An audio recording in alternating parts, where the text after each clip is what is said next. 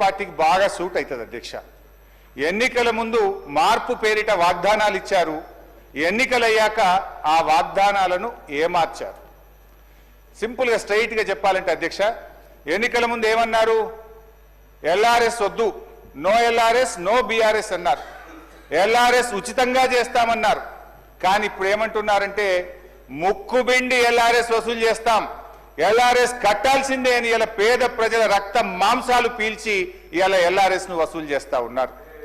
రెండవది అధ్యక్ష, ఆనాడు బట్టి గారు, సీతక్క గారు, ఉత్తమ్ కుమార్ రెడ్డి గారు ఫార్మాసిటీకి మేము భూములు సేకరిస్తా ఉంటే ఆ రోజు అక్కడ పాదయాత్ర చేసి పచ్చడి భూములు ఎలా తీసుకుంటారు, మా ప్రభుత్వం అధికారంలోకి వస్తే ఫార్మాసిటీ భూములు తిరిగి వాపస్ ఇస్తాము అన్నారు.